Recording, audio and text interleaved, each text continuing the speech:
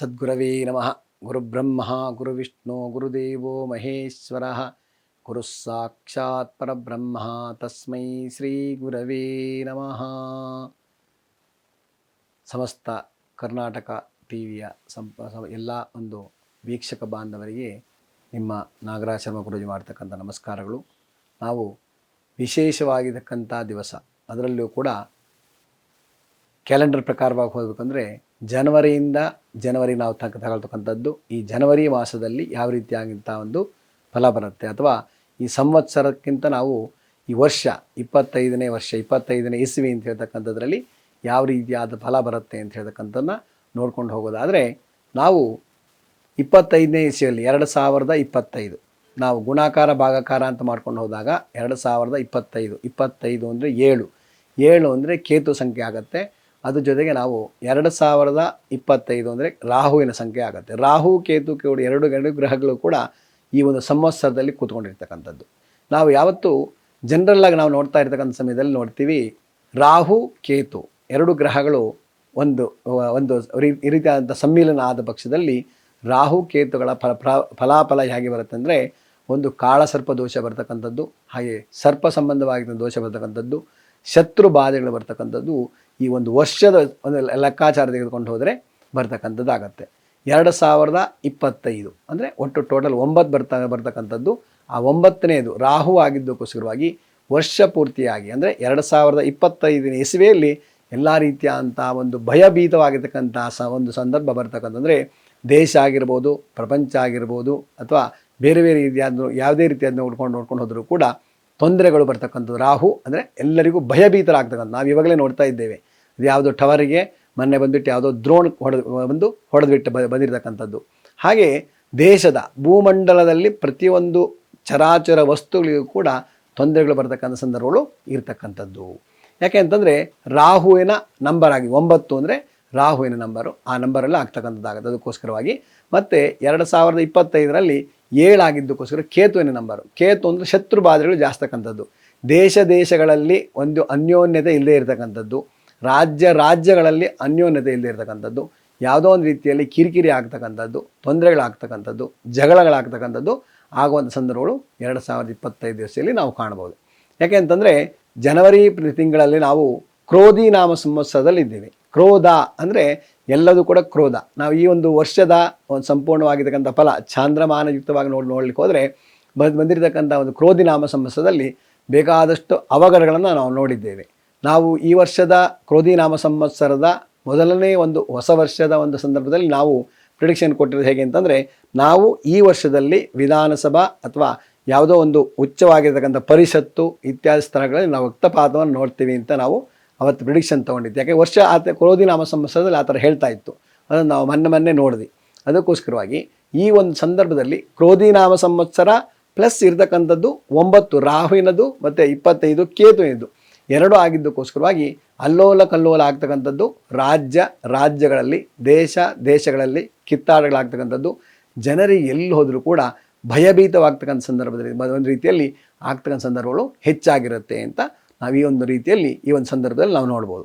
ಹಾಗೆ ನಾವು ಇನ್ನೂ ಒಂದೇನು ಅಂತಂದರೆ, ಈ ಒಂದು ವರ್ಷದಲ್ಲಿ ನಾವು ಸಂಪೂರ್ಣವಾಗಿ ಯಾವುದೋ ಒಂದು ರೀತಿಯಲ್ಲಿ ಕಿರಿಕಿರಿ ನೋಡ್ತಕ್ಕಂಥ ರೀತಿಯಲ್ಲಿ ಹೋಗ್ತಕ್ಕಂಥದ್ದು, ಜನ ಎಲ್ಲರೂ ಕೂಡ ಭಯಭೀತರಾಗ್ತಕ್ಕಂಥ ಸಂದರ್ಭಗಳು ಜಾಸ್ತಿ ಇರ್ತಕ್ಕಂಥದ್ದಾಗತ್ತೆ ಅಂತ ಹೇಳ್ಬೋದು. ಗ್ರಹಗಳ ಸಂಚಾರ ತೆಗೆದುಕೊಂಡು ಹೋದರೆ ಈ ಒಂದು ಸಂದರ್ಭದಲ್ಲಿ ನಾವು ಯಾವ ಜನವರಿ 1ನೇ ತಾರೀಕು ಬರ್ತಕ್ಕಂತಹ ಒಂದು ಗ್ರಹಗಳ ಒಂದು ಸಂಚಾರವನ್ನು ನೋಡ್ಕೊಂಡು ಹೋದರೆ, ಅವತ್ತಿನ ಒಂದು ದಿವಸದ ನಕ್ಷತ್ರ ಪ್ರಕಾರವಾಗಿ ಆ ಜನ್ಮ ಆಗ್ತಕ್ಕಂಥ ಅಥವಾ ಚಂದ್ರನ ಇರುವಿಕೆ ಸ್ಥಾನ ಅಂದರೆ 1ನೇ ತಾರೀಕು ಚಂದ್ರ ಇರ್ತಕ್ಕಂಥದ್ದಾಗತ್ತೆ.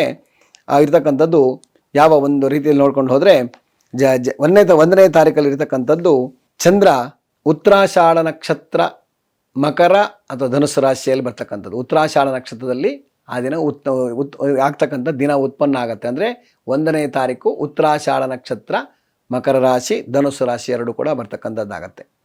ಈ ಒಂದು ಸಂವತ್ಸರದಲ್ಲಿ ಈ ಒಂದು ವರ್ಷದಲ್ಲಿ ಅಂದರೆ 1ನೇ ತಾರೀಕು ಜನವರಿ 25ನೇ ಇಸ್ವಿಯಲ್ಲಿ ಬಂದುಬಿಟ್ಟು ಬರ್ತಕ್ಕಂಥದ್ದು ಶತ್ರು ಕಾರಕವಾಗಿರ್ತಕ್ಕಂತಹ ಒಂದು ಗ್ರಹದ ಉತ್ಪನ್ನ ಆಗೋದಕ್ಕೋಸ್ಕರವಾಗಿ ಯಾವುದೋ ಒಂದು ರೀತಿಯಲ್ಲಿ ಸಮಸ್ಯೆಗಳು ಬರ್ತಕ್ಕಂಥದ್ದು ಆಗತ್ತೆ. ಉತ್ತರಾಷಾಢ ನಕ್ಷತ್ರದಲ್ಲಿ ಬಂದಾಗ ಮಕರ ಪೆಕರ ಅಂತ ಹೇಳ್ತಾರೆ. ಯಾವತ್ತೂ ಕೂಡ ಒಂದು ಸಮಂಜಸವಾಗಿರ್ತಕ್ಕಂಥದ್ದು ಇರೋದಿಲ್ಲ. ಅದಕ್ಕೋಸ್ಕರವಾಗಿ ಉತ್ತರಾಷಾಢ ನಕ್ಷತ್ರದಲ್ಲಿ ಪ್ರಾರಂಭವಾಗೋದಕ್ಕೋಸ್ಕರವಾಗಿ ಈ ವರ್ಷ ಪೂರ್ತಿಯಾಗಿ ಯಾವುದೋ ಒಂದು ರೀತಿಯಲ್ಲಿ ಯಾವುದೋ ಒಂದು ಉನ್ನತ ಸ್ಥಾನದಲ್ಲಿರ್ತಕ್ಕಂಥ ವ್ಯಕ್ತಿಗಳಿಗೆ ಸಮಸ್ಯೆಗಳು ಬರ್ತಕ್ಕಂಥದ್ದು, ಅವ್ರ ಮನಸ್ಸೇ ಸರಿಯಾಗಿರ್ತಕ್ಕಂಥದ್ದು.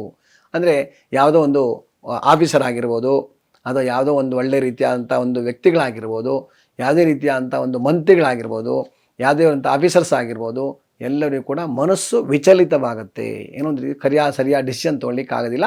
ಯಾರ್ದೋ ಒತ್ತಡಕ್ಕೋಸ್ಕರವಾಗಿ ಕೆಲಸ ಮಾಡ್ತಕ್ಕಂಥ ರೀತಿಯಲ್ಲಿ ಆಗತ್ತೆ ಅಂತ. ಯಾಕೆಂದರೆ ಮಕರಕ್ಕೆ 3ನೇ ಮನೆಯಲ್ಲಿ ರಾಹು ಆಗ್ತಾನೆ, ಮಕರ ರಾಶಿಗೆ ಧನುಸು ರಾಶಿ 4ನೇ ಮನೆ ಆಗ್ತಾನೆ. ಅದಕ್ಕೋಸ್ಕರವಾಗಿ ತಾಯಿ ಸಂಬಂಧವಾಗಿದೆ ಅಂತ ಮಾತೃಸ್ಥಾನದಲ್ಲಿ ರಾಹು ಆಗೋದಕ್ಕೋಸ್ಕರವಾಗಿ ತಾಯಿಯಂದಿರಿಗೆ ಸ್ವಲ್ಪ ತೊಂದರೆಗಳಾಗ್ತಕ್ಕಂಥದ್ದು. ಮತ್ತು 3ನೇ ಸ್ಥಾನದಲ್ಲಿ ಅಂದರೆ ಮಕರದಿಂದ ನಾವು ನೋಡ್ಕೊಂಡು ಹೋದರೆ ಧನುಸು ರಾಶಿಗಾದರೆ 4ನೇ ಸ್ಥಾನ ಆಗುತ್ತೆ, ಮಕರ ರಾಶಿಗಾದರೆ ಇರತಕ್ಕಂಥದ್ದು ತೃತೀಯ ಸ್ಥಾನ ಆಗುತ್ತೆ. ತೃತೀಯ ಸ್ಥಾನದಲ್ಲಿ ಆಗೋದಕ್ಕೋಸ್ಕರವಾಗಿ ತೃತೀಯ ಭಾವದಲ್ಲಿ ರಾಹು ಇರೋದಕ್ಕೋಸ್ಕರವಾಗಿ ಆ ಒಂದು ಸಂದರ್ಭದಲ್ಲಿ ರಾಹುವಿನ ಸಂಬಂಧವಾಗಿದ್ದ ದೋಷಗಳು, ಅಂದರೆ ಪ್ರಪಿತಾಮಹಕಾರಕ ರಾಹು ಅಂತ ಹೇಳ್ತಾರೆ. ಅಂದರೆ ಯಾವುದೋ ಅಜ್ಜ ಮುತ್ತಜ್ಜ ಕಾಲದಲ್ಲಿ ಪಿತ್ರಾರ್ಜಿತವಾಗಿರ್ತಕ್ಕಂಥ ಆಸ್ತಿಗಳ ವಿಚಾರದಲ್ಲಿ ಏನೋ ಒಂದು ರೀತಿಯ ಸಮಸ್ಯೆ ಬರ್ತಕ್ಕಂಥದ್ದು, ಪಿತ್ರಾರ್ಜಿತ ಆಸ್ತಿಗೋಸ್ಕರವಾಗಿ ಎಲ್ಲ ಹೊಡೆದಾಟ ಮಾಡ್ತಕ್ಕಂಥದ್ದು, ಕಿತ್ತಾಟ ಮಾಡ್ತಕ್ಕಂಥದ್ದು, ಯಾವುದೋ ಒಂದು ರೀತಿಯಲ್ಲಿ ಒಂದು ಕಿರಿಕಿರಿ ಮಾಡ್ಕೊಳ್ತಕ್ಕಂಥದ್ದು, ಅಣ್ಣ ತಮ್ಮಂದಿರಲ್ಲಿ ಅಕ್ಕ ತಂಗಿಯರಲ್ಲಿ ಯಾವುದೇ ರೀತಿ ಕಲಹ ಆಗ್ತಕ್ಕಂಥ ಸಂದರ್ಭಗಳು ಜಾಸ್ತಿ ಬರುತ್ತೆ ಅಂತ. ಮತ್ತು ಇನ್ನು ತೃತೀಯ ಭಾವದಲ್ಲಿ ಅಂದರೆ ಉತ್ತರಾಷಾಢ ನಕ್ಷತ್ರಕ್ಕೆ ಮಕರ ರಾಶಿಗೆ ಇರತಕ್ಕಂಥದ್ದು ತೃತೀಯ ಭಾವದಲ್ಲಿ ರಾಹು ಆಗಿದ್ದಕ್ಕೋಸ್ಕರವಾಗಿ ತೃತೀಯ ಸ್ಥಾನ ಅಂದರೆ ಭ್ರಾತೃಸ್ಥಾನ ಅಂತ ನೋಡ್ತಾರೆ. ಭ್ರಾತೃಸ್ಥಾನದಲ್ಲಿ ಕೂಡ ಬರ್ತಕ್ಕಂಥದ್ದಾಗೋದಕ್ಕೋಸ್ಕರ ರಾಹುವಿನ ಸಂಬಂಧ ದೋಷ ಬರೋದಕ್ಕೋಸ್ಕರವಾಗಿ ಅಣ್ಣ ತಮ್ಮಂದಿರು ಪಿತೃ ಸಂಬಂಧವಾಗಿರ್ತಕ್ಕಂಥ ಕಾರ್ಯಗಳನ್ನು ಮಾಡೋದಕ್ಕೆ ಅಥವಾ ಪಿತೃ ಸಂಬಂಧವಾಗಿರ್ತಕ್ಕಂತಹ ಒಂದು ಆಸ್ತಿಗೋಸ್ಕರವಾಗಿ ಕಿತ್ತಾಟ ಮಾಡ್ತಕ್ಕಂಥದ್ದು ಈ ವರ್ಷ ಪೂರ್ತಿಯಾಗಿ ಖಂಡಿತವಾಗಿ ನಡೀತದೆ ಅಂತ ಹೇಳ್ತಕ್ಕಂಥದ್ದು ಆಗಿರುತ್ತೆ. ಇನ್ನು ಜನ್ಮದಿಂದ ಜನ್ಮಾಧಿಪತಿ ಆಗಿದೆ ಅಂದರೆ ಮಕರ ರಾಶಿ ಅಥವಾ ಉತ್ತರಾಷಾಢ ನಕ್ಷತ್ರಕ್ಕೆ 3ನೇ ಮನೆಯಲ್ಲಿ, ಮಕರ ರಾಶಿಗೆ 2ನೇ ಮನೆಯಲ್ಲಿ, ಧನುಸ್ಸು ರಾಶಿಗೆ 3ನೇ ಮನೆಯಲ್ಲಿ ಶನಿ ಮತ್ತು ಶುಕ್ರ ಇರೋದಕ್ಕೋಸ್ಕರವಾಗಿ ಎಲ್ಲರಿಗೂ ಕೂಡ ದುಡ್ಡಿನ ಚಿಂತೆ. ದುಡ್ಡು ಹೆಂಗೆ ಮಾಡಬೇಕು, ದುಡ್ಡು ಯಾರಿಗೇನು ಮಾಡಬೇಕು, ಏನು ಹೇಗೆ ಅದೆಲ್ಲ ಸಂಬಂಧ ಇಲ್ಲ. ಏನು ಮಾಡಬೇಕು ಈ ವರ್ಷ ದುಡ್ಡು ಮಾಡಬೇಕು ಅಷ್ಟೇ, ಮತ್ತು ಬಿಟ್ಟು ಬೇರೆ ಏನು ಯೋಚನೆ ಇಲ್ಲದೆ ಇರತಕ್ಕಂಥ ರೀತಿಯಲ್ಲಿ ತಂದೆ ಆದ ರೀತಿಯಲ್ಲಿ ಹೋಗ್ತಕ್ಕಂಥದ್ದು ಆಗತ್ತೆ. ಇನ್ನು ಮಕರ ರಾಶಿಗೆ ಪೂರ್ವ ಪುಣ್ಯ ಸ್ಥಾನದಲ್ಲಿ ಗುರು ಆಗಿದ್ದಕ್ಕೋಸ್ಕರವಾಗಿ ಅವರವರ ಸಂಪೂರ್ಣವಾಗಿರ್ತಕ್ಕಂಥ ಕುಟುಂಬದ ಉದ್ಧಾರ, ನನಗೊಂದು ಸ್ವಾರ್ಥಕ್ಕಾದ್ರೆ ಆಯಿತು, ಬೇರೆಯವ್ರು ಏನಾರು ಮಾಡ್ಕೊಳ್ಳಿ, ಸಂಬಂಧ ಇಲ್ಲ ಅನ್ನೋ ರೀತಿಯಲ್ಲಿ ಮನುಷ್ಯ ಯೋಚನೆ ಮಾಡ್ತಕ್ಕಂಥದ್ದು ಆಗತ್ತೆ. ಇನ್ನು ಷಷ್ಠಾಧಿಪತಿಯಾಗಿದ್ದ ಬುಧ ಆಗಿದ್ದಕ್ಕೋಸ್ಕರವಾಗಿ ಬುಧನ ವಿಚಾರ ತೆಗೆದುಕೊಂಡು ಹೋದರೆ ವಿದ್ಯೆಯನ್ನು ಕಲಿಬೇಕು ಅನ್ನೋ ಆಸಕ್ತಿ ಇದ್ದರೂ ಕೂಡ ಯಾವುದೋ ಒಂದು ರೀತಿಯಲ್ಲಿ ಸಮಂಜಸವಾಗಿರ್ತಕ್ಕಂಥ ತೀರ್ಮಾನ ತೆಗೆದುಕೊಳ್ಳಲಿಕ್ಕೆ ಆಗದೇ ಇರತಕ್ಕಂಥದ್ದು ಎಲ್ಲ ವಿದ್ಯಾರ್ಥಿಗಳಿಗೆ ಏನೋ ಒಂದು ರೀತಿ ಮನಸ್ಸಿನಲ್ಲಿ ಅಲ್ಲೋಲ ಕಲ್ಲೋಲ ಆಗ್ತಕ್ಕಂಥದ್ದು ಆಗತ್ತೆ ಅಂತ ಹೇಳ್ತಕ್ಕಂಥ ರೀತಿಯಲ್ಲಿ ಹೇಳ್ಬೋದು.